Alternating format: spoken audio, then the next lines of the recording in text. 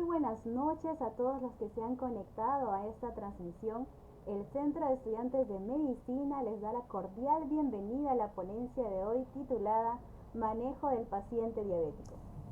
En esta noche tenemos el privilegio de contar con la presencia del doctor Edwin Augusto Acho Carranza. Él es médico endocrinólogo con maestría en diabetes y obesidad de la Universidad Peruana Cayetano Heredia. También es exalumno de nuestra casa de estudios de la promoción 43 y además es director general de Dr. Bank. Así que sin más preámbulos, muchas gracias doctor por su presencia, dejamos el tiempo con usted.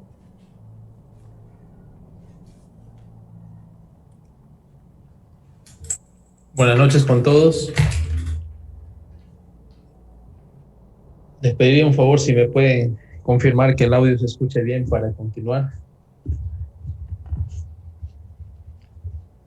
Si es así, sí, se escucha bien. Empezamos. Sí. Muy bien. Entonces, gracias a Dios por este momento. Sin hacer más largo esta espera, comenzamos. Esta es una versión directa, podríamos decir hasta resumida, de lo que es la diabetes mellitus. Hacerles mención que hay lugares donde se estudia la diabetes como una subespecialidad, diabetología específicamente. Así que hablarla en este momento es hablar cosas muy puntuales. Esta es la agenda para el día de hoy y vamos a comenzar por la definición. Esta definición no es algo que a mí se me ha ocurrido. Existe un centro grande de estudio de la diabetes en Estados Unidos, que es el Centro Joslin de Diabetes. Y ese centro saca un libro. La última versión ha sido de hace un par de años, pero el concepto de diabetes aún no cambia. Y nos dice que es un conjunto de trastornos metabólicos. Fíjense bien, no es un solo trastorno que es hiperglucemia, sino que es un conjunto de trastornos metabólicos cuya característica principal es la hiperglucemia crónica. Y todo este conjunto de trastornos metabólicos se produce por deficiencia en la insulina, ya sea porque se produce menos cantidad de insulina. Esta deficiencia en la producción puede ser parcial o total, parcial como lo que se da en la famosa diabetes mellitus tipo 2 o total como lo que se da en la diabetes mellitus tipo 1. 2. Deficiencia en la acción de la insulina. Quiere decir que existe insulina, pero no hay una acción correcta. ¿Cuál es la acción de la insulina? Disminuir los niveles de glucosa. Eso es su acción principal. ¿En qué casos de diabetes ocurre esto? En la diabetes mellitus tipo 2. Inicialmente hay lo que se llama la resistencia a la insulina y posteriormente también en la diabetes mellitus tipo 2 hay deficiencia en la producción. Y eso se correlaciona con el punto 3.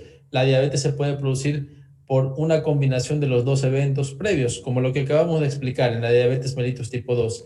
Inicialmente deficiencia en la acción a causa de la resistencia a la insulina y progresivamente hay una disminución en la producción de la insulina.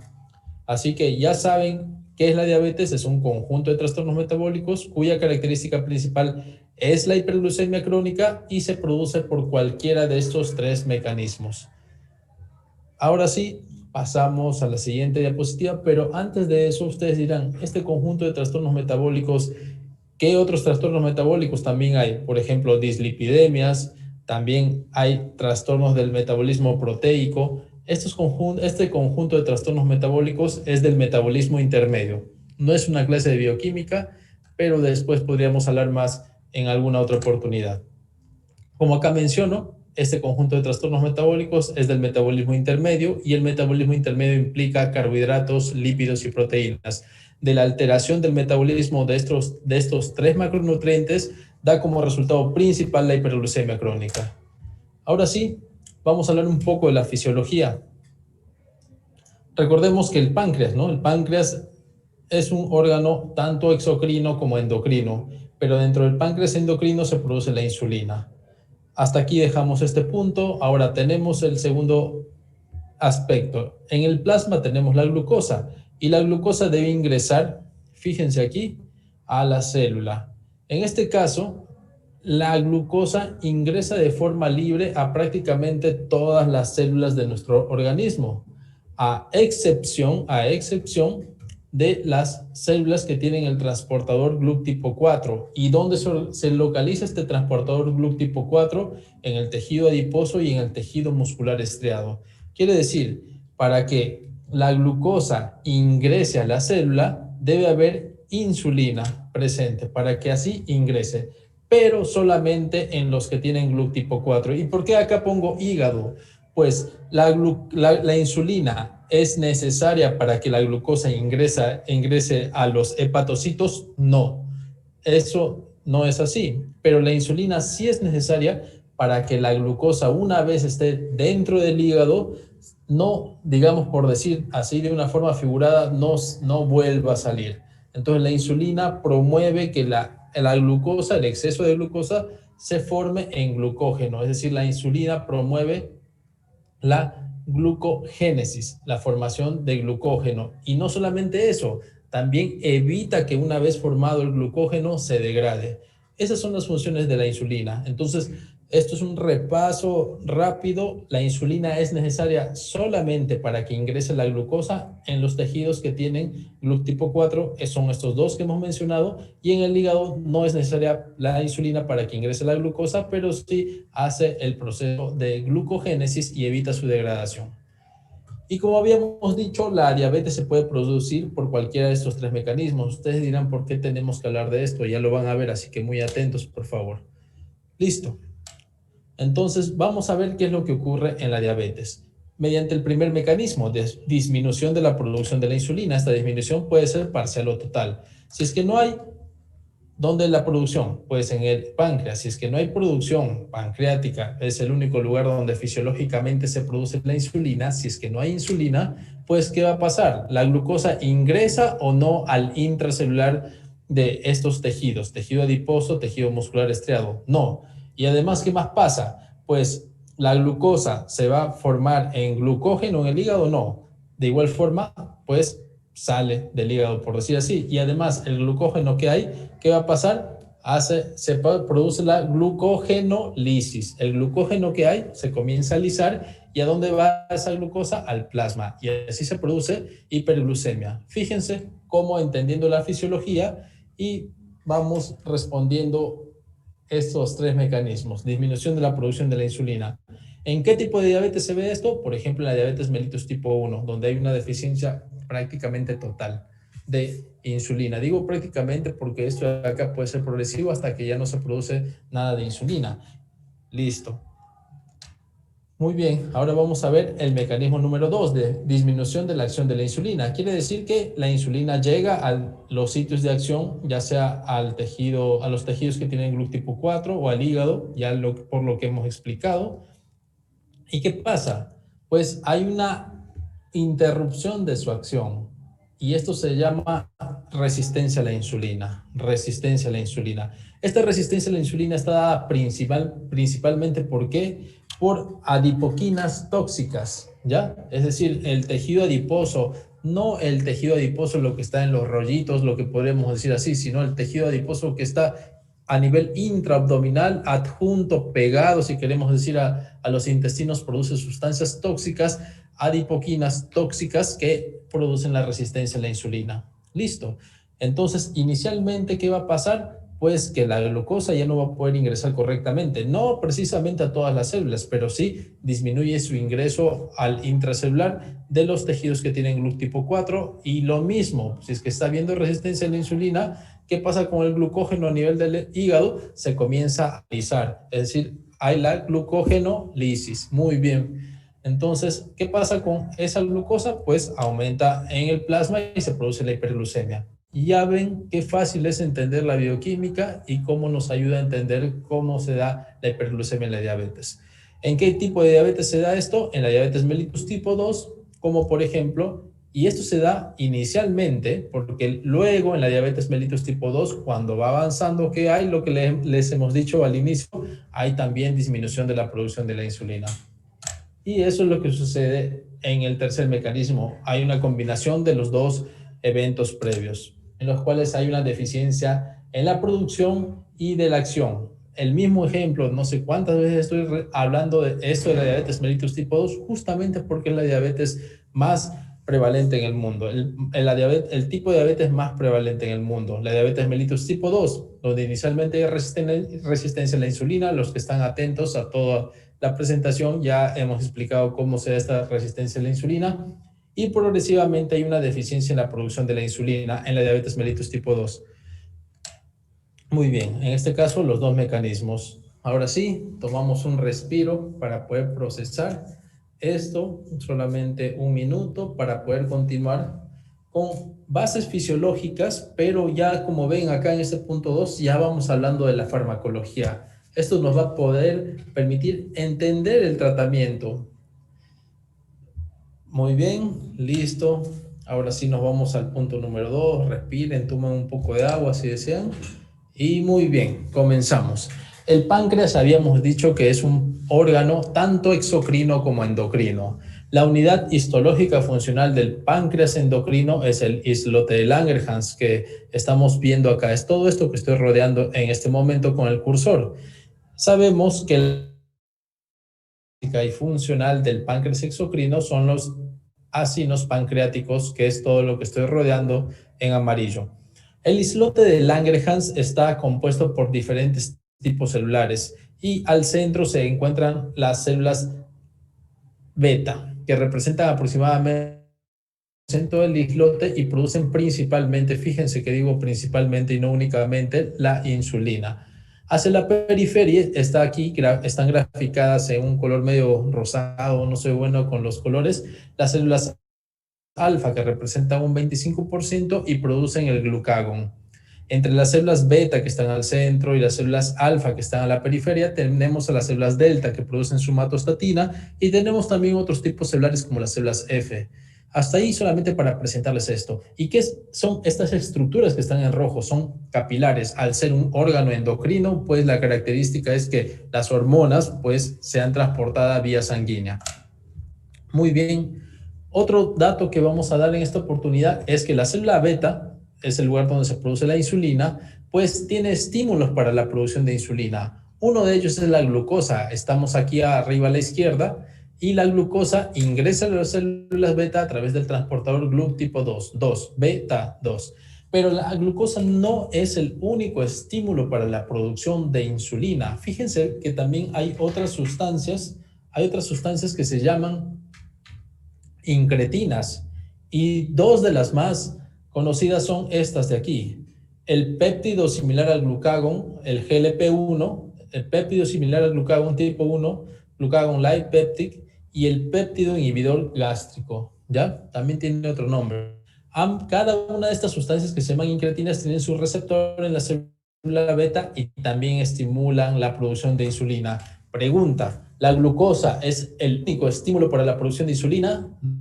No, también hay otras sustancias como podemos ver aquí, las incretinas, por ejemplo, nada más.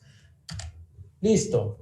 Y acá pongo esto, miren, el estado postprandial, es decir, cuando nosotros ingerimos comida, se produce el estímulo de insulina, de la producción de insulina, tanto por la glucosa como por las incretinas. Quiere decir que las incretinas solamente se producen después de la ingesta de alimentos, mientras cuando nosotros estamos en un estado de ayuno, solamente la glucosa es el único estímulo para la producción de insulina. Sí, las incretinas, de acá, por favor, otra conclusión, anoten para más adelante, se producen después de la ingesta de alimentos, en especial carbohidratos. Vecinas a las células beta tenemos células alfa, ¿no? Están hacia la periferia del glucagón, ahí acordándonos. Y también tenemos otras células, las células delta, que producen la somatostatina. Y también tenemos rodeando ahí al páncreas endocrino, al páncreas exocrino. Entonces, como pueden ver, estas células producen hormonas que pueden actuar entre las células vecinas. Y esta acción es la famosa acción paracrina de una célula, cuando actúa a nivel de sus células vecinas. Y nosotros estamos estudiando estas hormonas para esto, para saber el efecto que tienen con respecto a la glucemia. El efecto neto que tiene la insulina es disminuir los niveles de glucosa en sangre, la glucemia o glicemia. Y el glucagón hace lo opuesto, eleva los niveles de glucemia. Hasta ahí, bankers, por favor. Hermanos de la Universidad Villarreal, mi casa madre de estudios, debemos recordar esto. Conceptos para lo siguiente. Acá vemos otro dato muy importante. La insulina ejerce una acción paracrina con respecto a las células alfa. ¿Qué ven acá? Un símbolo menos, es decir, la insulina disminuye la producción del glucagón. ¿Y qué hace también el glucagón? Disminuye la producción de insulina. Entonces, los dos como que se oponen, se contraponen. De esa manera estamos en un estado de euglicemia. Porque se imaginan que no tengamos glucagón, ¿qué va a pasar con la glucemia? Pues estaría baja, estaríamos en hipoglucemia porque solamente habría insulina. ¿Y qué pasaría si es que no hay insulina? Estaría solamente el estímulo del glucagón. ¿Y qué pasaría? Los niveles de glucemia pues estarían elevados porque solamente habría glucagón. Pero para que haya un equilibrio, ambos se deben inhibir, se deben controlar.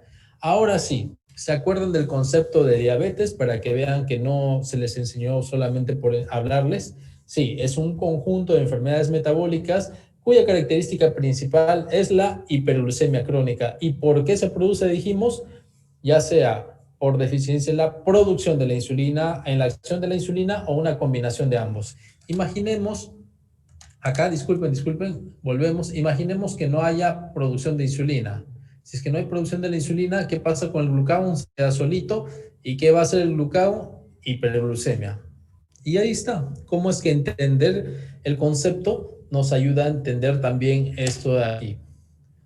Seguimos hablando de la célula beta. Como habíamos dicho, la glucosa, estamos aquí a la izquierda, no es el único estímulo para la producción de insulina. También tenemos las incretinas y hay un montón de pasos para la producción de insulina. Y miren, para acá se produjo la insulina, ¿no? Acá la glucosa, actuó la glucoquinasa, las mitocondrias, todo el retículo endoplasmático rugoso para la producción de proteínas, etcétera, etcétera. Y se produce la insulina hasta que se libera y va a sus receptores específicos, exactamente los GLUT tipo 4. Pero se puede producir la insulina. Pero miren, si es que el canal calcio no se activa, ya no hay liberación de la insulina. O el canal de potasio sensible a al ATP tampoco se.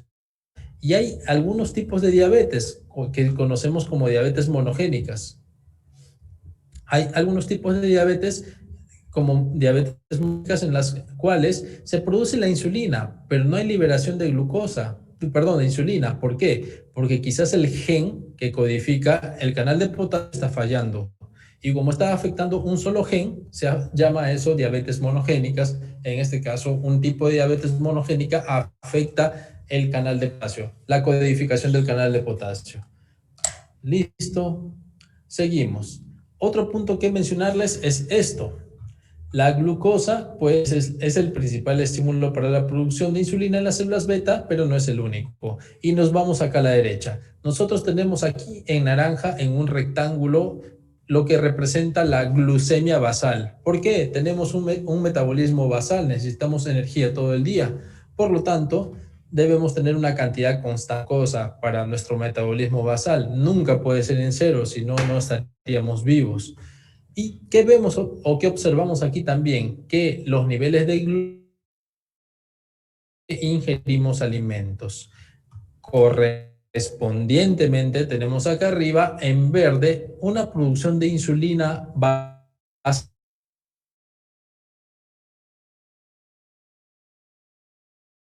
que se produzca hiperglucemia.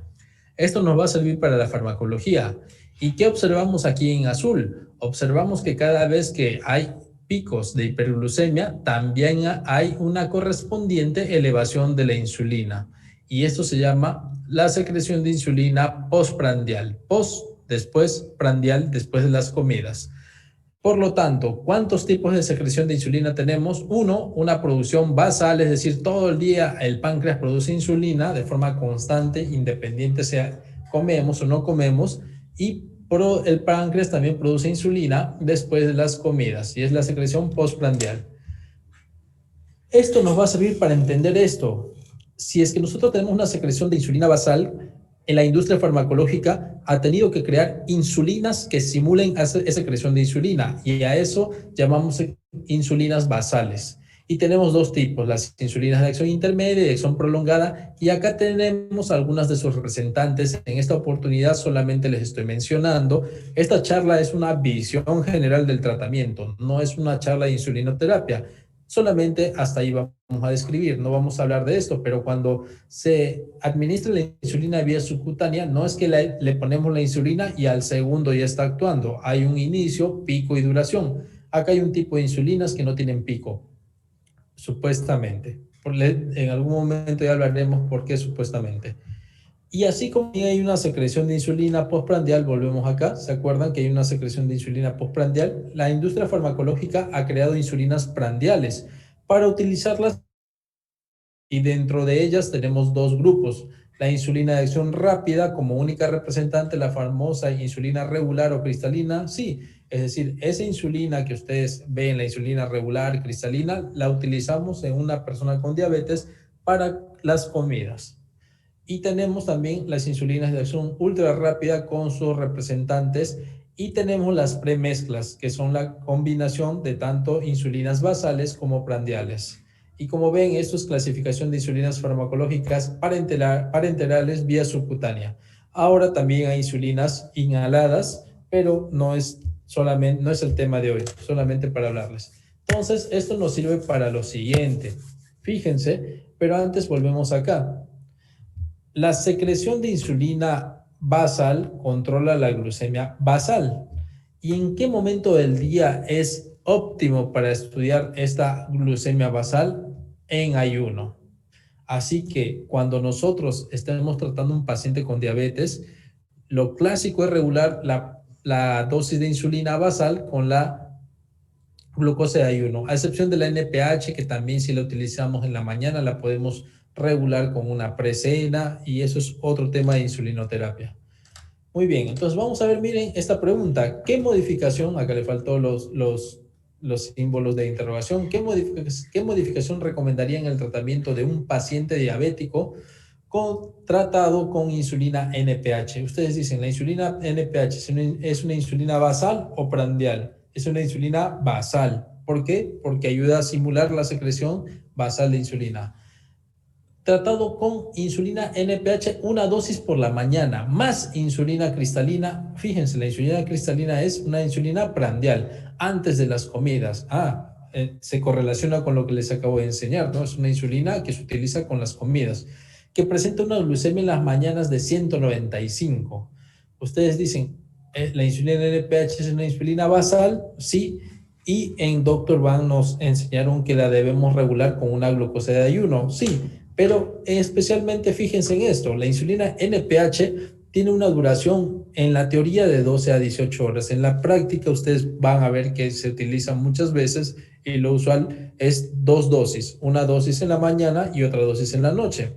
Tú colocas en la mañana, te dura aproximadamente 12 horas, pero las otras 12 horas del día la debemos cubrir con otra dosis. Entonces acá nos están diciendo que la glucosa en la mañana, en ayuno, está alta. ¿Y qué secreción de insulina nos representa la glucosa de ayuno? La secreción basal. Y si acá nos están diciendo que solamente le están dando una dosis matutina de NPH, ¿qué creen que faltaría? Una dosis nocturna. Entonces, sin ver las claves, a ver, vamos a ver. Aumentar la dosis de insulina cristalina antes del desayuno. No tiene nada que ver, ¿no? Porque incluso esta glucosa es en ayuno, antes del desayuno. Clave A, opción A o pauta A descartada. Pauta B o opción B. Aumentar la dosis de insulina cristalina antes de la cena. La insulina cristalina solamente nos sirve para la glucosa después de las comidas. ¿Y cómo regulamos la glucosa después de las comidas? Midiéndole 2 horas. Después de eso vamos a hablar un poquito. Pero esta no es la clave. Aumentar la dosis de insulina NPH antes de la cena. Ajá. En este caso, aumentar la dosis de insulina NPH antes de la cena.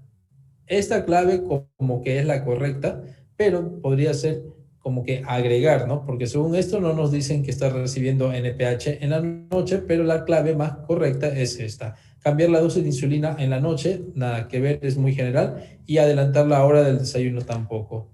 Como les había dicho, la glucosa en ayuno de un paciente con diabetes debe ser, esto no les dije, pero la glucosa en ayuno de un paciente con diabetes para decir que está controlado debe ser de 80 a 130 miligramos por decilitro, esto según la Asociación Americana de Diabetes, y la glucosa postprandial. ¿Cuánto debe ser la glucosa 2 horas después de las comidas? Menos de 180. Ahora les voy a decir por qué 2 horas.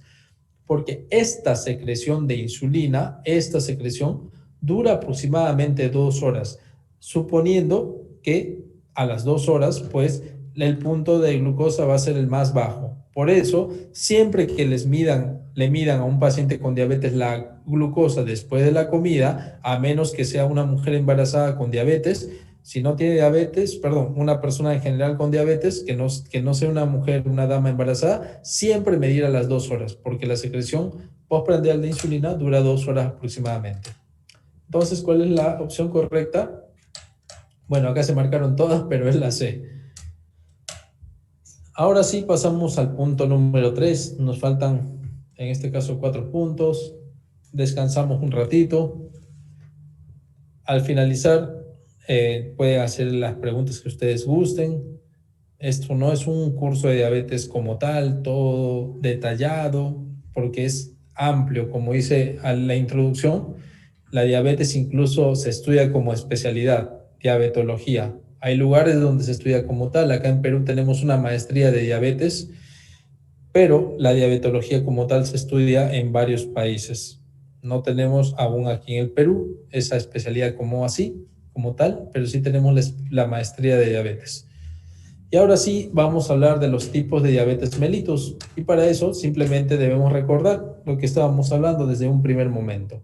Según la Asociación Americana de Diabetes, nos presentan 4 tipos de diabetes. Dentro del mundo de la diabetología y los endocrinólogos no están todos de acuerdo con esta clasificación, pero es lo que hay académicamente, lo que preguntan siempre en los exámenes, y es como algo oficial y debemos tomarlo como tal, pero esto es cambiante.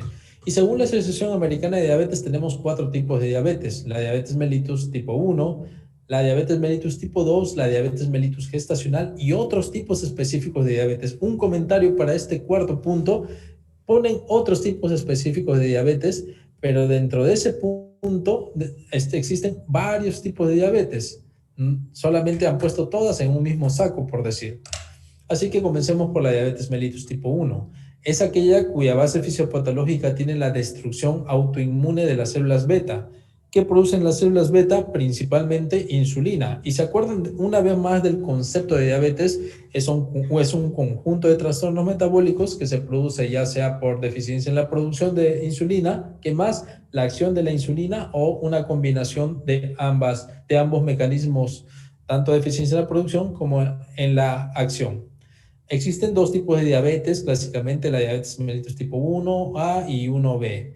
Y existe un tipo de diabetes que en el fondo es la misma fisiopatología que la diabetes mellitus tipo 1, pero mientras que la diabetes mellitus tipo 1 clásicamente se presenta en niños y jóvenes, esta diabetes se presenta en adultos jóvenes de 25 a 30 años, usualmente, pero que tienen también destrucción autoinmune de las células beta.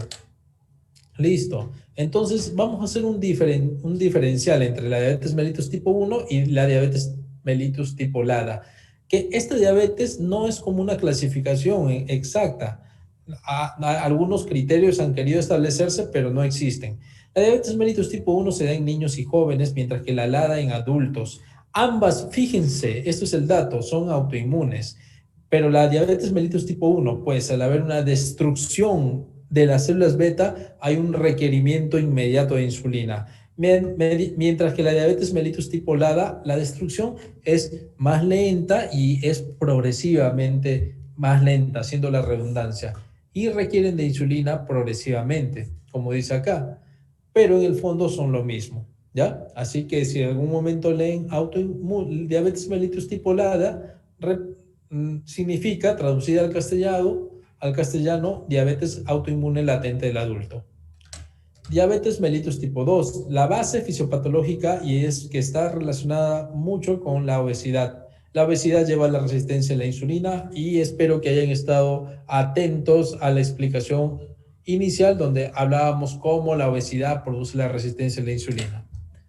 Y la diabetes mellitus tipo 2, pues fíjense acá. Vamos a comenzar por este punto de aquí, la función de las células beta, y acá el año 0, el diagnóstico. Cuando se produce la diabetes mellitus tipo 2, no es que se produce de la noche a la mañana. Se dice que por lo menos 10 años antes ya ha estado comenzando esto. Entonces, las células beta poco a poco van destruyéndose en la diabetes mellitus tipo 2. Y miren acá, la función de las células beta baja, es decir, disminuye la producción de insulina. Por otro lado, miren aquí en amarillo o dorado, la resistencia a la insulina. La resistencia a la insulina, ¿qué es lo que ocurre? Pues hay un aumento de la resistencia, progresivamente hay resistencia a la insulina y luego va aumentando. Inicialmente, fíjense, hay un aumento, ya estamos aquí en el tercer punto en color rojo, no sé qué tonalidad, o guinda, no lo sé. Hay aumento de la secreción de la insulina. En un primer momento, al haber resistencia a la insulina, el páncreas, para compensar, comienza a producir una mayor secreción de insulina.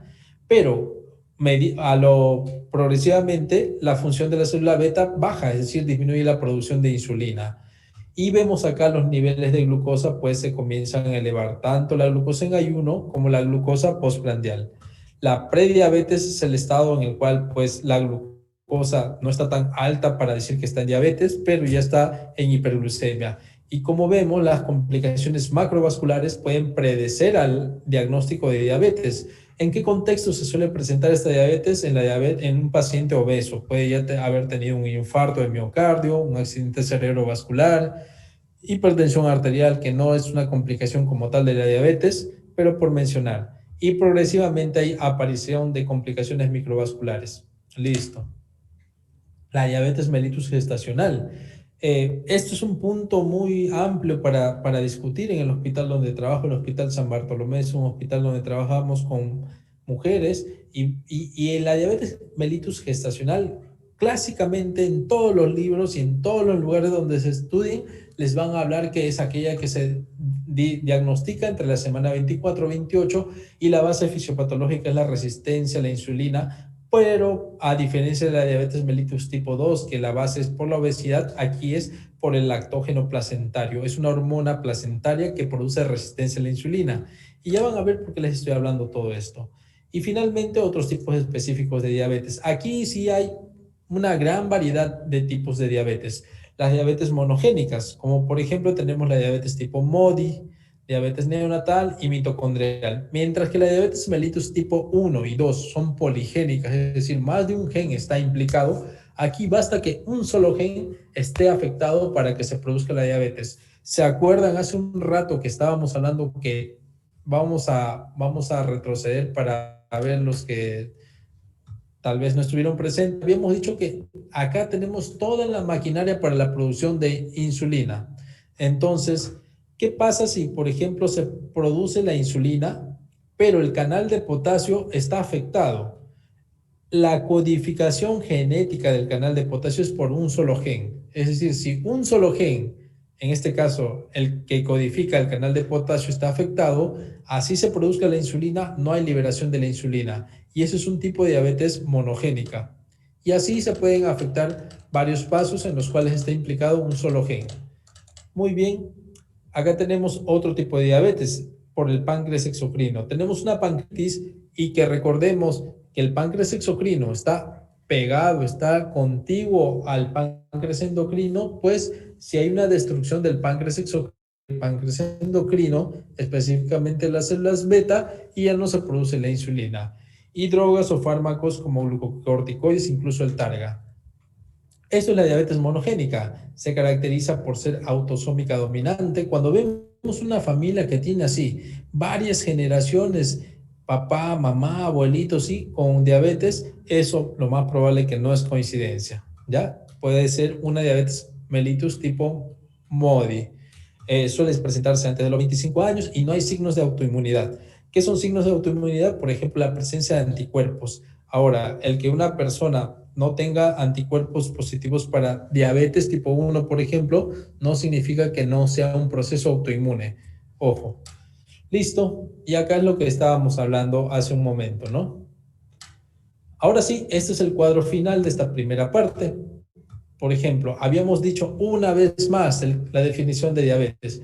¿Qué es la diabetes? Es un conjunto de trastornos metabólicos cuya característica principal es la hiperglucemia crónica y se puede producir tanto por deficiencia en la acción como deficiencia en la producción de la insulina. Y esta deficiencia puede ser absoluta o relativa. En la diabetes mellitus tipo 1, ¿cuál es la base fisiopatológica? La destrucción autoinmune del páncreas de las células beta.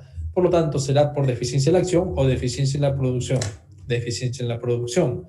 La diabetes mellitus tipo 2, inicialmente resistencia a la insulina, es decir, hay deficiencia en la acción y progresivamente hay pérdida en la secreción de la insulina. Por lo tanto, aquí hay los dos mecanismos. La diabetes mellitus gestacional. Habíamos dicho que la diabetes mellitus gestacional clásica, la que está en los libros, y eso es todo un tema, se produce por resistencia a la insulina dada por el lactógeno placentario, es decir, será por deficiencia en la acción de la insulina.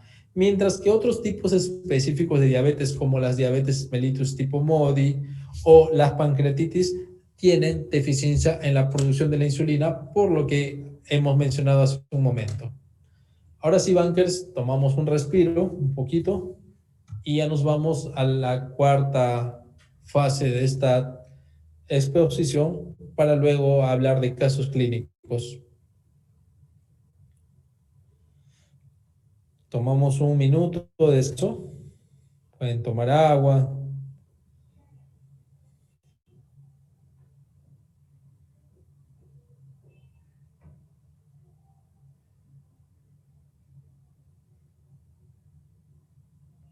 Listo.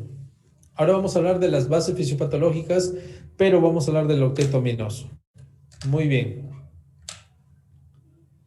La hiperglucemia se produce por diferentes mecanismos, pero en la diabetes mellitus tipo 2, porque no vamos a hablar de la diabetes mellitus tipo 1. La base por la cual hay hiperglucemia en la diabetes mellitus tipo 1 es básicamente porque no hay insulina. Mientras que en la diabetes mellitus tipo 2 hay diferentes mecanismos. Y estos mecanismos los agrupamos. Y el grupo más conocido es del octeto aminoso. Son 8 mecanismos que describen clásicamente cómo se produce la hiperglucemia en la diabetes mellitus tipo 2. Ahora hay más mecanismos descritos, pero esto es lo clásico y nos permite entender la farmacología. El primer mecanismo es que hay disminución de la secreción de la insulina en la diabetes mellitus tipo 2. ¿Se acuerdan? Inicialmente hay resistencia a la insulina y de ahí hay disminución en la secreción de la insulina. Si es que hay disminución en la secreción de la insulina, demos medicamentos que estimulen la producción de la insulina, como los secretagogos de insulina, el más conocido acá en el Perú, la glibenclamida, que pertenece al grupo de las sulfonilureas. Tenemos también otros medicamentos como los agonistas del receptor del GLP-1. ¿Se acuerdan que es el GLP-1? Es una incretina y la incretina estimula la secreción de la insulina. Y lo otro es, pues, si es que a una persona con diabetes le falta insulina, démosle insulina. Y ahí está el tratamiento fisiopatológico. Entendiendo la fisiopatología, sabemos qué medicamento dar. Muy bien, el otro mecanismo es a nivel de las células alfa, que hay aumento de la secreción del glucagón. Para eso tuvieron que haber estado atentos a la parte de la fisiopatología. La insulina disminuye la secreción del glucagón, pero si es que la insulina está disminuida, no hay quien inhiba el glucagón y el glucagón aumenta. Y el glucagón, al estar aumentado, ¿qué produce? Hiperglucemia.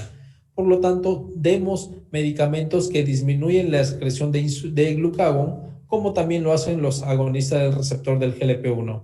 Ahí está otro tratamiento. Ahora vamos a ver el tejido adiposo. ¿Qué tenía el tejido adiposo? GLUT tipo 4. Por lo tanto, en la diabetes mellitus tipo 2, inicialmente, ¿qué hay?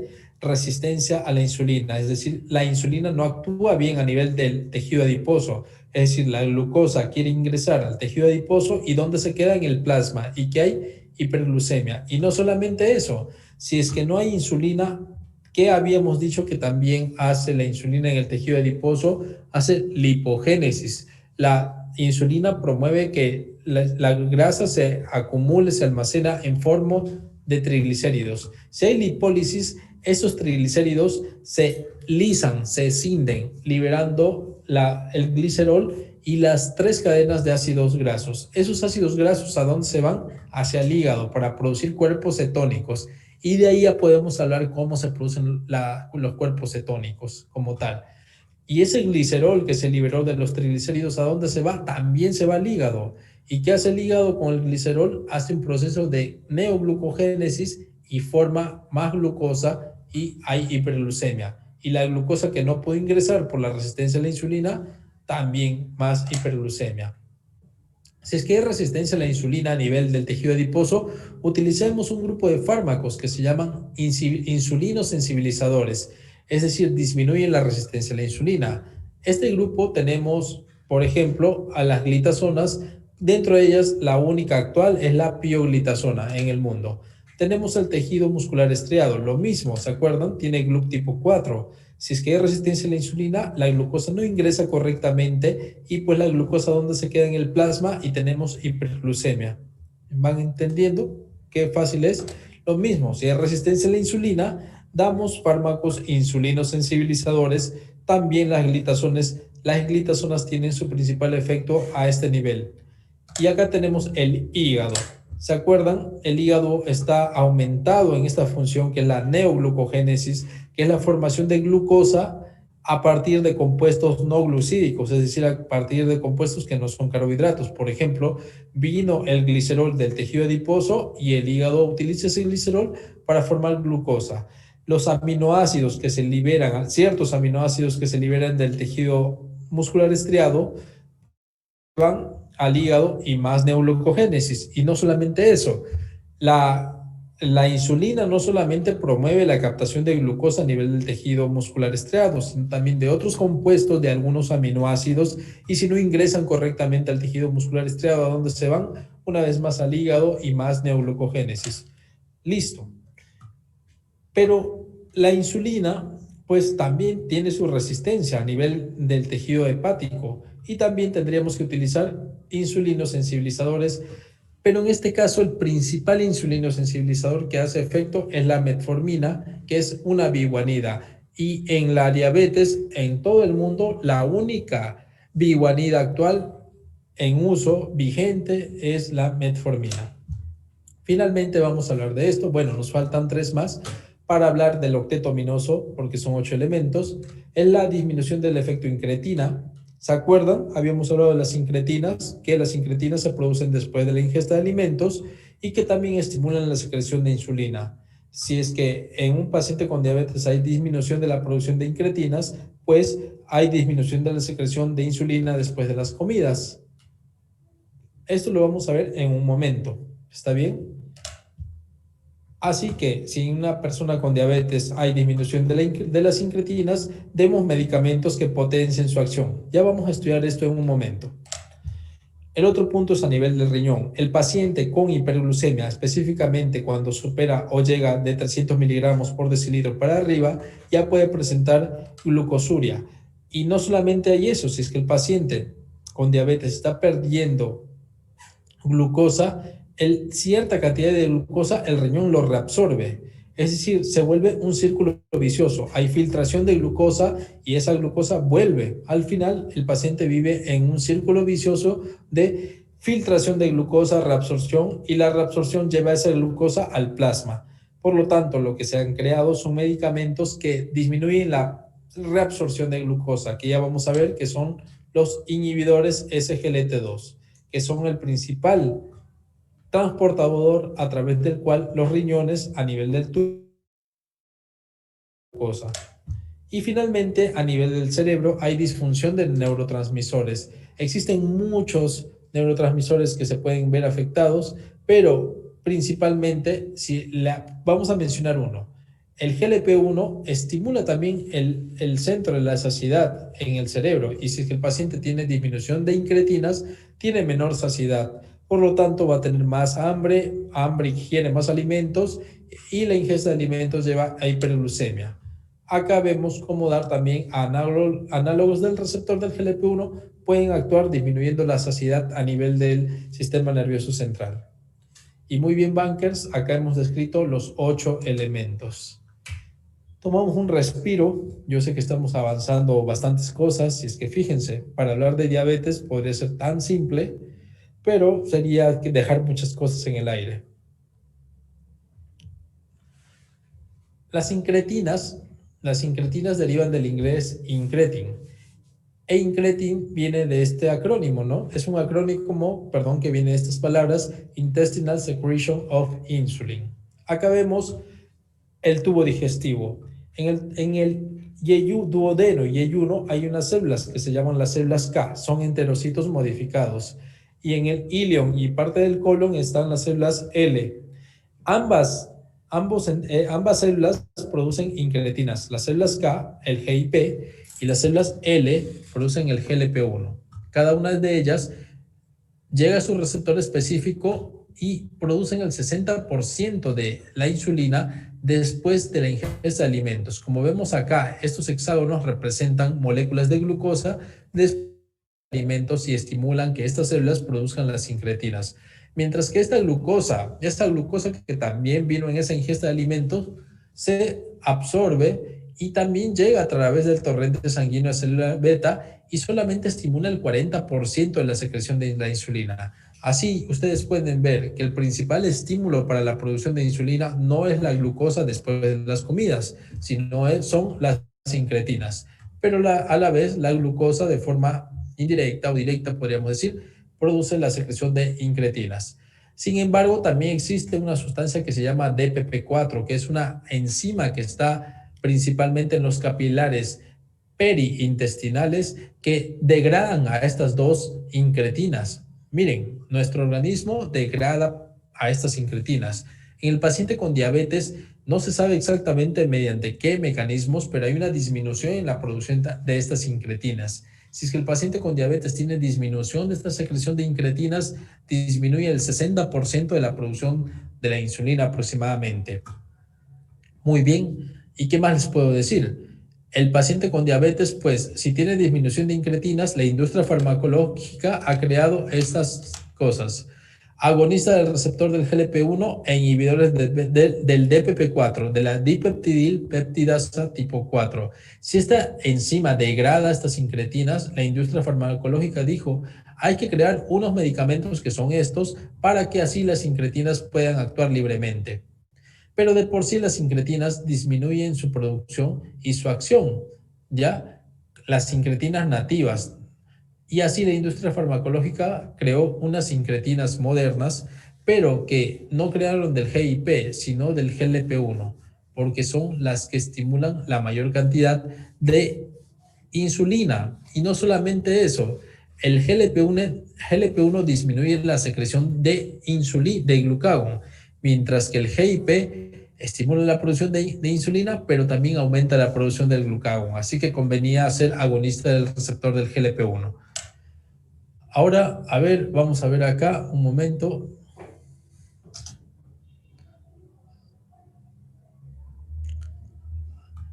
Esto es un momento. Bueno,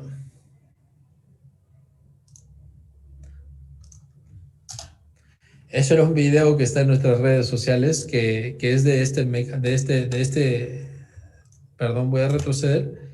Es de este mecanismo del aumento de la reabsorción de glucosa. Voy a ver si les permito compartir acá mi audio.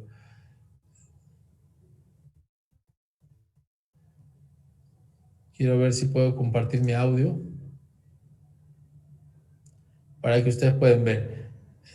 En ese video que estaba colgado en nuestras redes sociales se muestra cómo es que el riñón reabsorbe mayor cantidad de glucosa. Permítanme ver un momento. Acá hay una opción para compartir el audio.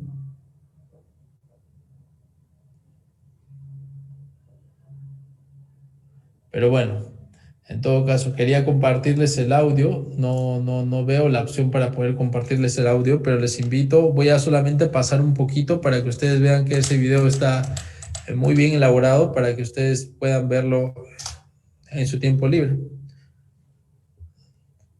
No están escuchando el audio, pero en esta oportunidad estoy hablando de cómo la glucosa, pues, se puede reabsorber a nivel del túbulo proximal y también se da la hiperglucemia. Les invito a que vean este video en las redes sociales quería explicarles acá, pero no encuentro la forma de poder compartirles el audio. Busquen en el Facebook de Dr. Van o el Instagram. Ahí está el video. Por favor, leí cómo es uno de estos 8 elementos del octeto ominoso. Y vamos a ver. Vamos a poder repasar eso con esta pregunta. Es una pregunta del recintado médico del año 2018. ¿Cuál de los siguientes fármacos aumenta la excreción urinaria de glucosa? Esto es parecido a lo que les explico en el video. La glucosa ingresa por la arteriola aferente, ¿ya? Y cuando hay hiperglucemia, superando el umbral renal de glucosa, que es 180 miligramos por decilitro, la glucosa normalmente pues viene así como viene el cursor, pasa por acá y retorna a través de la arteriola eferente. No debe pasar al túbulo proximal. Pero si es que la glucosa supera los 180, viene por acá la glucosa e ingresa al túbulo proximal. Pero el riñón tiene la capacidad de reabsorber esta glucosa a través de unos transportadores que se llaman SGLT, y el más abundante es el SGLT2, que se localiza principalmente en el segmento 1 del túbulo proximal y vuelve pues la glucosa. Existen un grupo farmacológico que son los inhibidores SGLT2, es decir, bloquean ese transportador para que si la glucosa se filtró no retorne al torrente sanguíneo y siga la hiperglucemia, sino que evitan que la glucosa se reabsorba y sigue su camino hasta producir glucosuria. Eso es lo que se explica en el video. Y acá se ve esto. En verde están las moléculas de glucosa. Cuando se supera el umbral renal de glucosa, pues se filtra y vuelve a la sangre a través de los cotransportadores sodio-glucosa tipo 2 principalmente. También existe el tipo 1, pero el más abundante es el SGLT. Existen pues los medicamentos que se llaman, como ven acá en rojo, inhibidores SGLT2, y se hace que la glucosa ya no se reabsorbe y se sigue se sigue el flujo tubular y así aparece glucosuria. En este tipo de medicamentos podemos ver glucosuria de tipo farmacológica, por decir así. Y de todas estas opciones, el medicamento que es un inhibidor de SGLT2 es la empagliflozina, es la opción correcta. Un par de preguntas para que vean. En el tratamiento de diabetes mellitus tipo 2, ¿cuál de los siguientes fármacos disminuye la producción hepática de glucosa y pérdida de peso? Esa pregunta es muy antigua y está mal redactada, pero les pongo porque la hicieron, quién sabe, vuelve a venir. Pero ¿se acuerdan cuál es el medicamento que actúa a nivel hepático? Principalmente, sí, la metformina, disminuyendo la neoglucogénesis. Pero la pérdida de peso puede ser neutra o muy mínima con el uso de metformina, por si acaso. Siguiente pregunta. ¿Cuál de los siguientes medicamentos es actualmente considerado de primera línea para el tratamiento de pacientes con diabetes mellitus tipo 2 que no presenten nefropatía, alcoholismo o disfunción hepática? En todo paciente con diabetes, si es que no hay contraindicación, el uso de metformina es obligado. Listo. Ya vamos a entrar a la parte más fácil. Todo esto ha sido lo más cargado. Ahora vamos a entrar a la parte de las guías clínicas. Vamos a ver con esto el diagnóstico y tratamiento. Esperamos un momento, un minuto, para que respiren, tomemos aire.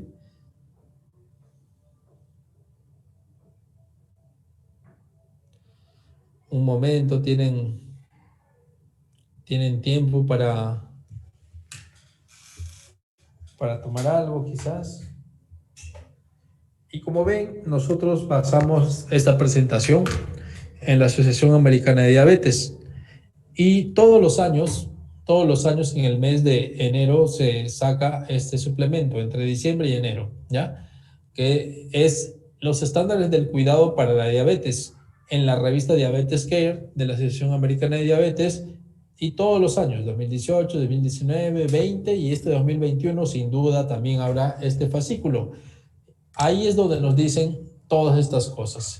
Solamente para mencionarles que hay 4 mecanismos, 4 formas de diagnosticar la diabetes, 4 pruebas. Estas pruebas, algunas nos pueden dar estos resultados: diabetes, prediabetes, o que el resultado es normal.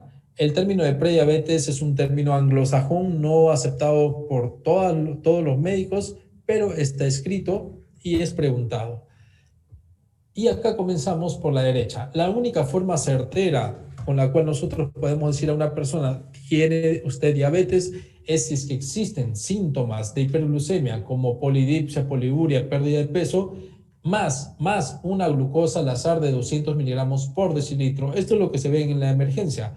Si viene una persona orinando más, le dice, doctor, estoy orinando más, tengo más sed, bajo de peso, le toman la glucosa, haya comido, no importa, hace media hora y está de 200 para arriba y tiene todo eso, diabetes. El diagnóstico es infalible y basta una prueba, una sola vez.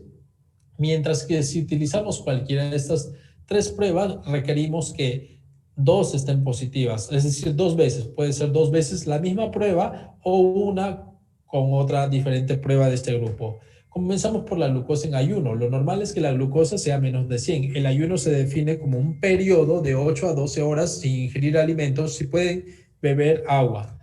Si es que la glucosa sale de 126 para arriba, por favor, no se olviden, mayor o igual de 126. En algunos lugares les van a decir que es mayor de 126. Algunos influencers médicos dicen mayor de 126, pero es mayor o igual de 126. Es positiva para diabetes mellitus. Y si es que sale entre 100 a 125, la glucosa no está normal, pero sí está en hiperglucemia. A esto se llama glucosa alterada en ayuno y representa un riesgo incrementado de diabetes llamado prediabetes. ¿Con una sola glucosa en ayuno de 126 puede decir que el paciente tiene diabetes? No. ¿Cuántas requiero? Dos, como dice acá. La prueba de tolerancia oral a la glucosa. La glucosa a las 2 horas, medida después de una carga de glucosa anhidra de 75 gramos, es lo que se llama tolerancia oral a la glucosa. A las 2 horas, la medición que si sale menos de 140, el resultado es normal. Si es que la glucosa a las 2 horas es mayor o igual a 200, es positiva para diabetes mellitus. Y si la glucosa a las 2 horas, por favor no se olviden, es de 140 a 199, no está normal, representa un riesgo incrementado de diabetes llamado prediabetes y eso de ahí lo llamamos intolerancia oral a la glucosa. Con una sola glucosa a las 2 horas después de la tolerancia a la glucosa mayor o igual de 200, ¿podemos decir que el paciente tiene diabetes? No. ¿Por qué? Porque es una sola prueba. Y finalmente tenemos la hemoglobina glicada. La hemoglobina del adulto se divide en la hemoglobina A del adulto y la F fetal. Más o menos el 95% de toda la hemoglobina del adulto es A tipo 1. Esta hemoglobina A tipo 1 tiene tres fracciones, la fracción A, B y C. La fracción C es la que se glica, se una directamente con la hemoglobina.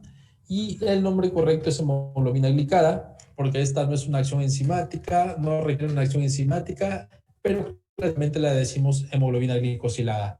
Y se expresa en porcentaje. Es positiva para diabetes cuando la hemoglobina glicada es mayor o igual del 6.5%. Pero este dato es muy importante, el cual les voy a decir. Para que sea considerada criterio para diabetes, debe estar el laboratorio que hace la hemoglobina glicada o HbA1c avalada por un método que es el método NGCP. Es una certificación internacional que en el Perú no tenemos y en varios países de Latinoamérica tampoco. Así que la hemoglobina glicada no es de uso para el diagnóstico en Perú ni en ningún país de Latinoamérica prácticamente. Y cuando se usa para hacer criterio diagnóstico, el laboratorio donde se realiza debe ser avalada por ese método NGCP. Es normal cuando es menos de 5.7% y si es que está entre estos valores representa un estado de prediabetes. ADA 2020. Y fíjense, miren, este algoritmo es del MINSA, de nosotros, que no precisamente se rige exactamente a lo que acabamos de mencionar, que es de Estados Unidos, de la Asociación Americana de Diabetes, y vamos a ver algunas diferencias. Lo primero, y me parece interesante, y para analizar para los exámenes, así les enseño a nuestros alumnos, primero es ver si es que el paciente tiene síntomas o no tiene síntomas. Si es que el paciente dice acá, tiene síntomas, inmediatamente se acuerdan los síntomas: polidipsia, poliuria, polifagia, pérdida de peso también. Si es que la glucosa es mayor o igual de 200, indudablemente es diabetes. Por lo que les acabo de decir, ¿no?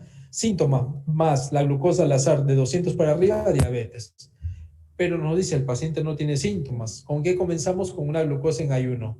Y fíjense lo que dice el MINSA. El MINSA dice glucosa normal es menos de 110, pero la ADA y en la mayoría de países y la mayoría de médicos, endocrinólogos acá en Perú y en general, tomamos como normal la glucosa menos de 100, no menos de 110. Esto seguramente se hizo por un tema de salud pública, porque si nosotros tomamos a una persona con valor normal menos de 100, pues serían, perdón, menos de 100, es menos la cantidad de pacientes que están normales, por decir. ¿Se acuerdan? Se baja el punto de corte del valor diagnóstico y aumenta la prevalencia. Aumenta la prevalencia, más diagnóstico, más casos. Listos.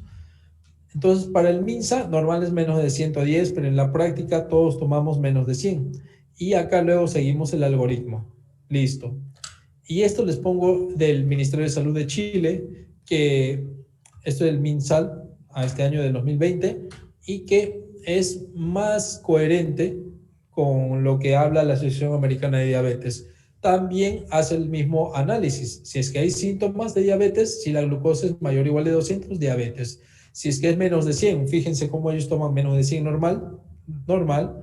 Si es que es entre 100 a 125, es decir, la glucosa alterada en ayuno, que representa un estado de riesgo de diabetes o prediabetes, hacemos la tolerancia.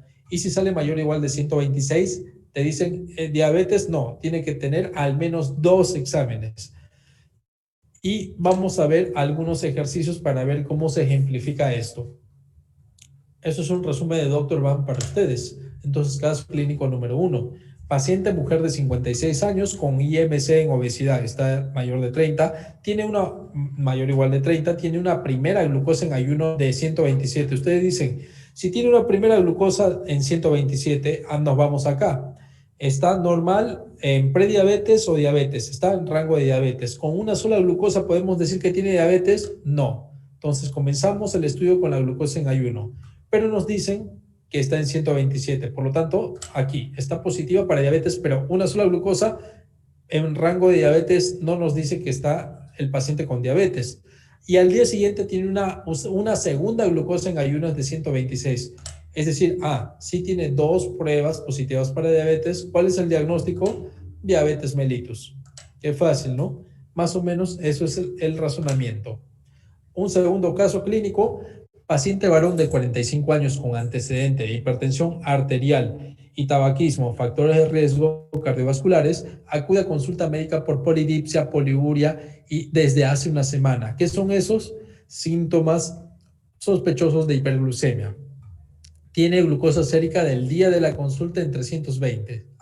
Estamos en este caso. Si es que hay síntomas, las famosas 4P, polidipsia, poliuria, pérdida de peso, polifagia, no es necesario que estén las 4P, pero si tiene una glucosa mayor o igual de 200, ¿cuál es el diagnóstico? Diabetes mellitus. Qué fácil, ¿no? Y esto es lo que ustedes pueden ver, los que están interesados, en el curso que estamos haciendo ahora de residentado médico. Si tienen algún conocido, pueden invitarle para que esté presente en nuestros cursos. Esta es una versión muy rápida. Y tenemos una pregunta del ENAM del 2016, paciente de 45 años con 2 glucemias en 2 días diferentes, una de 132 y 115. Tiene una glucosa positiva para diabetes, pero con una nomás no podemos hacer el diagnóstico. Vemos la segunda está positiva para diabetes, no. Con estas 2 le podemos decir que tiene diabetes, no. ¿Qué es lo que debemos hacer? Un examen dirimente, y ese examen es la tolerancia.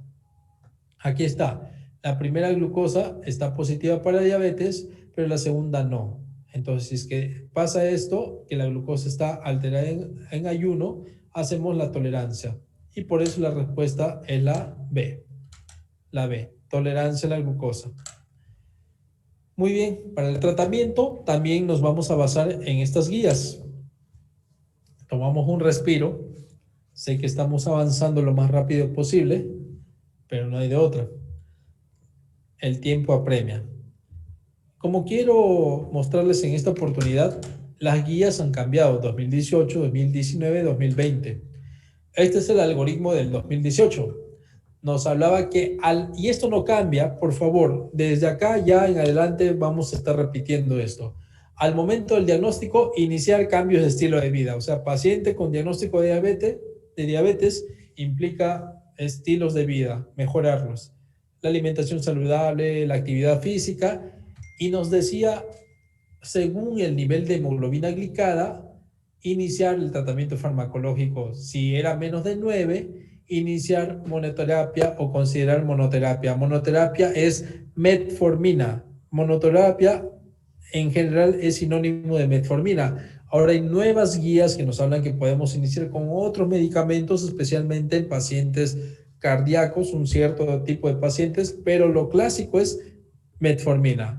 Si es que la hemoglobina glicada estaba de 10 para más o la glucosa tenía de 300 para arriba, ya considerar el uso de inyectables.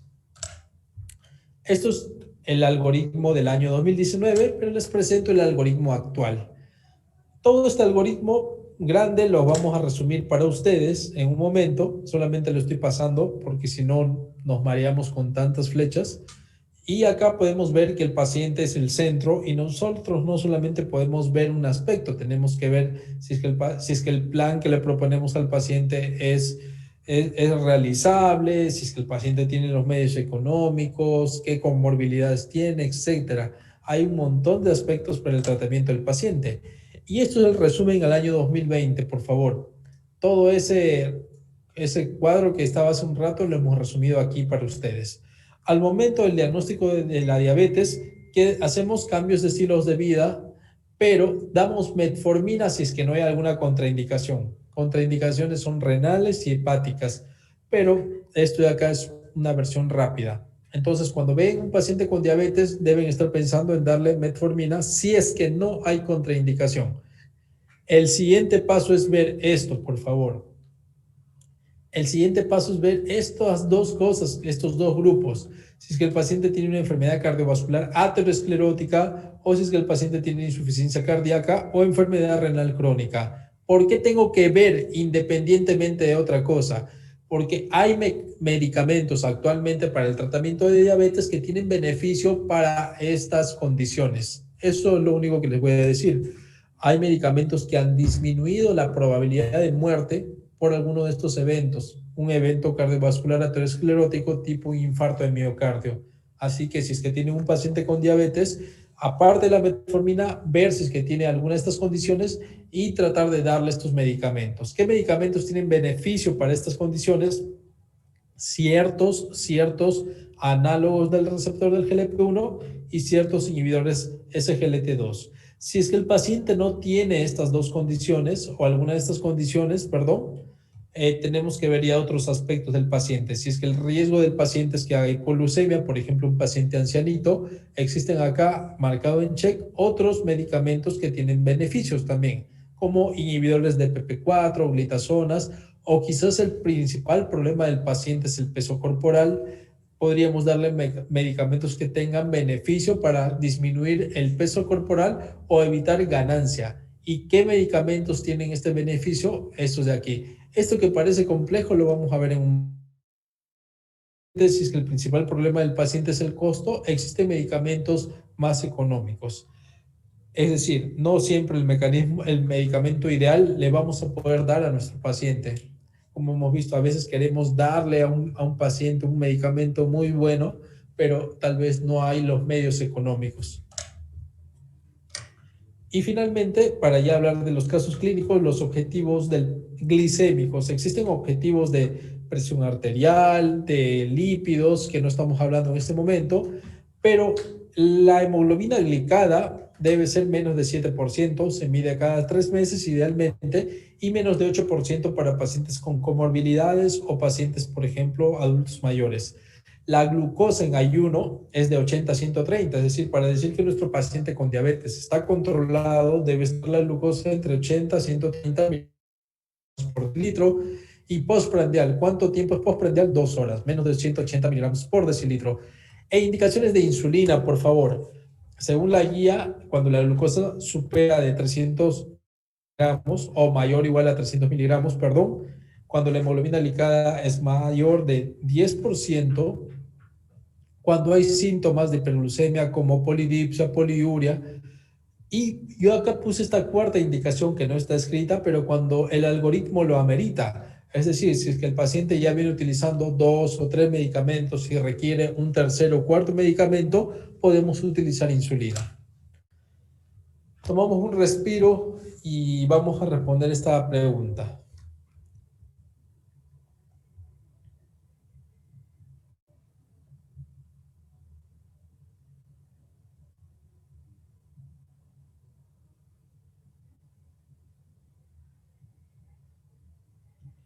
Ahora sí, seguimos. Mujer de 55 años con diabetes mellitus tipo 2 de 10 años de evolución. Un paciente con diabetes de 10 años de evolución ya es un paciente que con un riesgo cardíaco elevado, 10 años. Con tratamiento habitual con metformina y sitagliptina, es decir, ¿cuántos medicamentos ya está usando? 2. ¿Se acuerdan, según el algoritmo, una vez diagnosticado la diabetes, cuál es el medicamento que debemos tratar de dar si es que no hay contraindicación? Metformina. Pero en este caso ya le están dando metformina y sitagliptina, 2 medicamentos, con ejercicio escaso y dieta adecuada. Si está con el ejercicio escaso, pues hay que promover que haga actividad física. Sus controles han pasado de glicemias basales de 110 a 140. ¿Cuánto es lo normal? O perdón, el objetivo para un paciente con diabetes de 80 a 130. Acá como que también no estaba tan controlado el paciente. Esta pregunta es del año 2015, pero ese objetivo ya estaba desde esa época.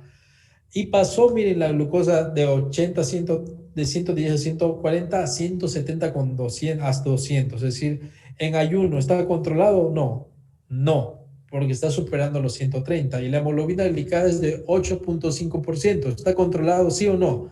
No, porque la hemoglobina glicada, ¿cuánto debe ser? Menos de 10%. ¿Cuál es el tratamiento indicado? Aumentar la ingesta de proteínas, sí, pero también no, porque no es el tratamiento como tal, que es parte de toda la terapéutica, pero tratamiento de medicamento no. Sustituir metformina por glimepirida. La glimepirida es una sulfonilurea y es otra regla del tratamiento de la diabetes. En la diabetes no reemplazamos un medicamento por otro. Lo que tratamos de hacer es un tratamiento escalonado. En este caso, si es que está recibiendo ya 2 medicamentos, lo correcto sería agregarle un tercer medicamento, a menos que tenga alguna contraindicación del medicamento que esté usando. Entonces, la opción B no es. La opción o pauta C, asociar el tratamiento a ascarbosa. Si bien podemos asociar un tercer medicamento, pero la ascarbosa no es un medicamento tan usado en Perú y en todo el mundo no sería una opción, ¿ya? Como primera elección al menos. D, asociar al tratamiento una insulina basal. Eso es lo más correcto. ¿Por qué? Porque está teniendo, en este caso, ¿qué cosa? Una glucosa alterada, una glucosa elevada en ayuno. ¿Y se acuerdan cuántos tipos de insulina hay? Para eso fue toda la explicación previa. Tenemos la insulina basal y la postprandial. La insulina basal, ¿qué nos ayuda a controlar? La glucosa en ayuno. Por eso la opción D es la correcta. Acá están las indicaciones, ¿sí? Vamos a tomar en este caso esta indicación, parte del algoritmo, segundo o tercer medicamento, y además porque no está cumpliendo una correcta glucosa en ayuno. Sustituir sitagliptina por pioglitazona cumple el mismo principio que para la opción B. No sustituimos a menos que haya alguna contraindicación, sino el tratamiento es escalonado. Pregunta número 8. Mujer de 45 años consulta por polidipsia y fíjense, es del año pasado, del residentado médico del año pasado. Mujer de 45 años consulta por polidipsia, poliuria y pérdida de peso marcada en los últimos meses. Presión arterial de 150/80, está la tensión arterial elevada, principalmente la sistólica. Frecuencia cardíaca menos de 100, normal. IMC 22, está delgada esta paciente. Resto de examen sin alteraciones. Laboratorio de hemoglobina de 12, no está en anemia. Luego 210, está en hiperglucemia totalmente. Hemoglobina glicada de 9.5. ¿Y se acuerdan? Lo primero, hasta aquí, ¿qué tenemos? Una paciente que nos dicen que no tiene diabetes, pero tiene síntomas de hiperglucemia, polidipsia, poliuria y pérdida de peso, más una glucosa de 200 para arriba. ¿Cuál es el diagnóstico? Diabetes. Ya está. La hemoglobina glicada está descontrolada. Creatinina de 0,9 nos están diciendo que la función conservada y el sodio sérico es normal. ¿Cuál es el tratamiento recomendado? Muy bien, el tratamiento pues es cambios de estilos de vida, tratamiento farmacológico y no nos vamos a olvidar de las indicaciones de insulina. En este caso le daremos insulina no porque la glucosa esté mayor o igual de 300, sino porque hay síntomas. De todas estas opciones, la opción correcta es la NPH, insulina NPH. Y cuando iniciamos insulina, siempre iniciamos con una insulina basal. Y bueno, bankers, hasta aquí es la presentación del día. Este punto 5 son casos clínicos más extensos. Yo solamente quería presentarles algo que sea de practicidad para ustedes, ¿ya? Eso sería todo por esta oportunidad. Esperemos en algún momento más adelante poder hacer casos clínicos. Hoy les presenté las bases generales y en algún momento haremos casos clínicos. Conmigo es hasta este momento. Gracias a Dios por todo este tiempo. Gracias a ustedes también por su disposición. Y si es que hay alguna pregunta, con todo gusto estoy aquí para responder. Muchas gracias, doctor. Gracias por la ponencia de hoy. Vamos a revisar las preguntas que nos han llegado. Y mencionarle que le están mandando saludos desde Argentina también. Y nos ha llegado una pregunta: ¿qué hacer cuando llega a emergencia un paciente con 600 de glucosa? Existe un aforismo médico que es tan conocido y tan cierto que es: la clínica es lo que manda, ¿no? Entonces, esto no está en los libros, pero recuerdo un maestro, el doctor Arequipa, que nos hablaba de la compensación clínica, bioquímica y hasta otro tipo de complicaciones. Pero si el paciente viene con 600, lo primero hay que ver, tiene clínica. Si les dicen, si es que no tiene diagnóstico de diabetes, ¿no? Si tiene polidipsia, poliuria, y se acuerdan lo que les he dicho, una glucosa de 200 para arriba, hago el diagnóstico.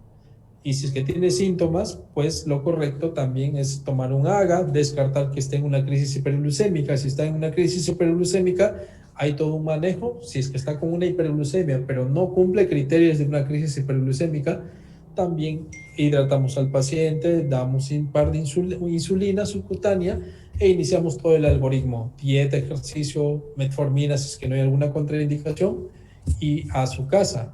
Pero si es que el paciente está descompensado, tiene una crisis hiperglucémica, pues se le hospitaliza, se le hace el manejo, ¿no? Hidratación, corrección de electrolitos, del potasio principalmente, si es que todo está bien, insulina. Es muy amplio esto, pero les invitamos a que estén pendientes a nuestras redes sociales. Tenemos varias presentaciones de esto. Sí, Espero haya quedado claro. sí, doctor, muchas gracias nuevamente de parte también del Centro de Estudiantes de Medicina. Quedamos muy agradecidos. También por medio del chat están mandando sus saludos y sus agradecimientos también. Nuevamente, doctor, muchas gracias por acompañarnos hoy y esperemos de repente en un futuro nos vuelva a acompañar. Sí, con el favor de Dios, que todo salga bien, y gracias a ustedes, gracias a Dios y a nuestro Señor Jesucristo. Que tengan unas buenas noches. Cualquier cosa, estamos en nuestras redes sociales para también apoyarles si es que tienen alguna duda. Muchas gracias, doctor. Listo. Y ahora último nos ha llegado una pregunta más. No sé, Sí, está bien. ¿Cuál es el manejo en pacientes prediabéticos? Hay incluso guías para eso, ¿ya? Pero el manejo, esto no está escrito, pero bueno, cada clínico tiene su experiencia. Y si es que ustedes a la palabra prediabetes le quitan el prefijo pre, ¿qué queda? Diabetes. ¿Y cuál es el tratamiento de la diabetes? Alimentación saludable, ejercicio. Y para ciertos casos puntuales, está indicado incluso el uso de metformina, por decirles, ¿no? Un paciente con prediabetes, que puede estar representada por una glucosa alterada en ayuno que hablamos, con un IMC de 40 o de 30 en obesidad, utilicemos metformina. Y ahí hay diferentes, si ustedes preguntan a diferentes endocrinólogos, diabetólogos, van a decir no, metformina, otros sí. Pero en general es estilos de vida y hay ciertos casos donde sí está ampliamente aceptado el uso de metformina. Eso sí. Y la dosis de metformina para prediabetes que se ve que hace efecto es 1000 miligramos. Recordar que la dosis máxima de metformina es de 2550 miligramos. Por algunas literaturas ustedes van a revisar 3 gramos, 3000 miligramos.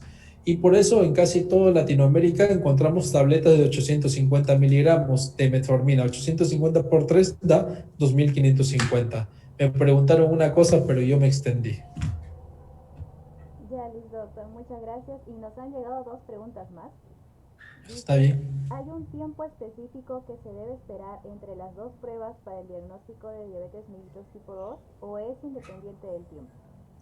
No, desde el año 2018, 2017, incluso para, por ejemplo, si utilizamos la glucosa en ayuno, la misma guía de la Asociación Americana dice que incluso puede ser de la misma muestra de sangre, se pueden hacer 2 mediciones. Imagínense, es decir, ya no es necesario incluso estar esperando un día. Pero de ahí lo clásico es que se dice 24 horas o en algunos lugares se decía hasta 48 horas. Pero ahora incluso de la misma muestra. Pero basta un día si quieren lo más práctico y al día siguiente le repiten a su paciente. Si es que es glucosa en ayuno, por si acaso. El ayuno les especifique es de 8 a 12 horas, no menos de 8, pero tampoco más de 12 horas. Y sí le pueden decir a su paciente que beba agua en ese tiempo, ¿no? Imagínense 8 horas sin beber el líquido elemento.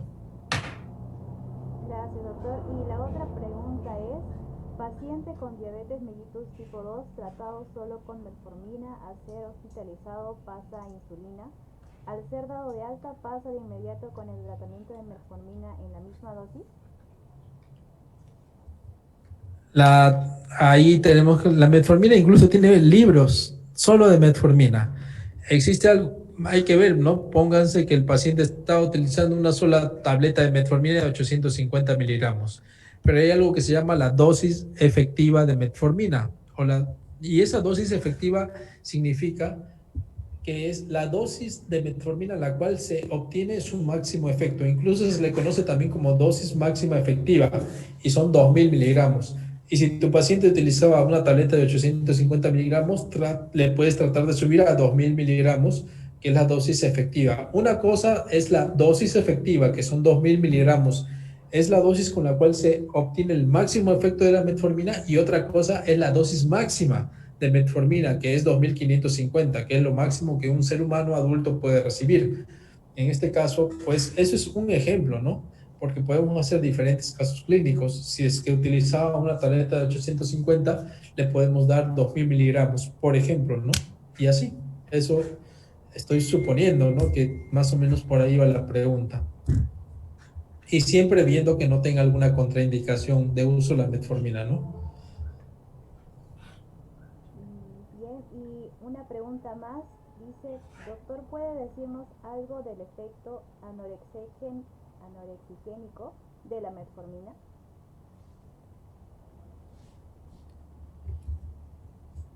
La metformina tiene efectos pleiotrópicos, ¿ya? Es decir, incluso también se ha hablado que la metformina, y hay trabajos que hasta podría prevenir ciertos cánceres de colon, ciertos cánceres de mama, disminuir el apetito, pero el efecto más conocido es la disminución de la producción hepática de glucosa mediante el mecanismo de neoglucogénesis, también llamada gluconeogénesis, porque se está dando una resistencia a la insulina.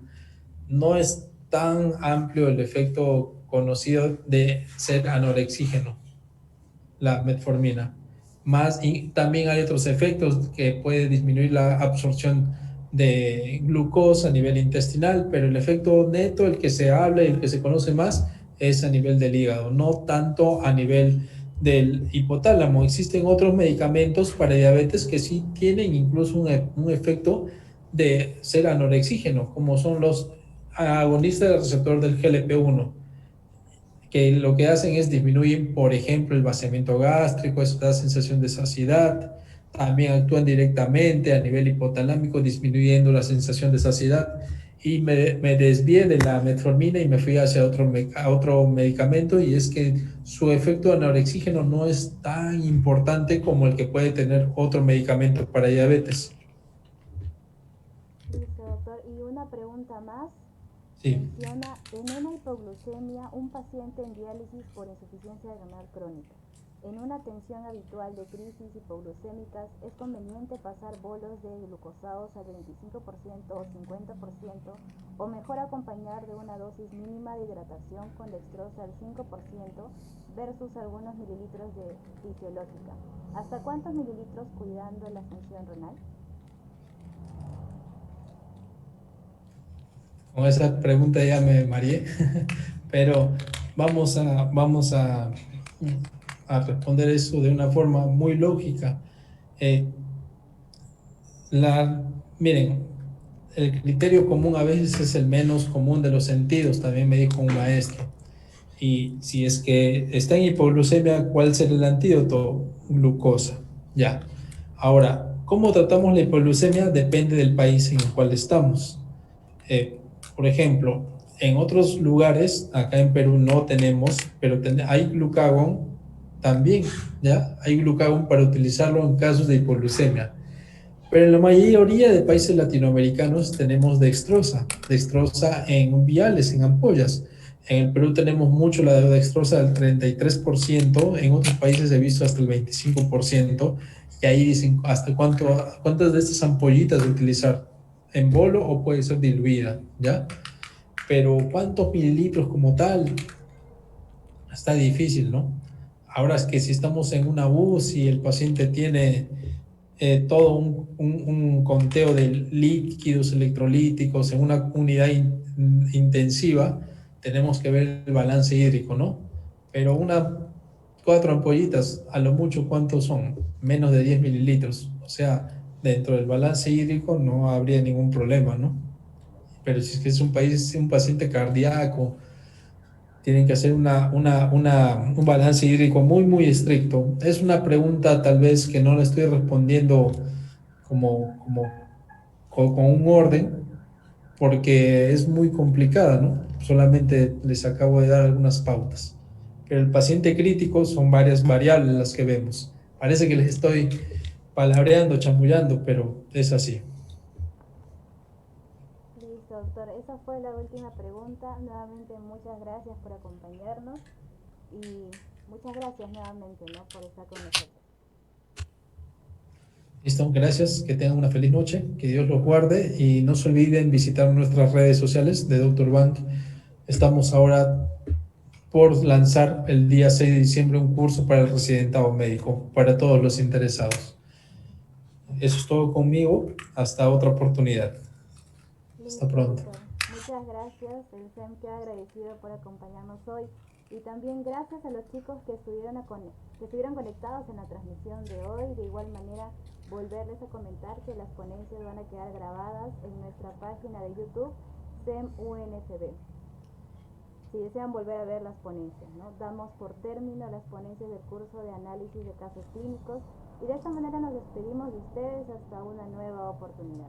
Muchas gracias, doctor. Muchas gracias, amigos. Hasta luego. Buenas noches.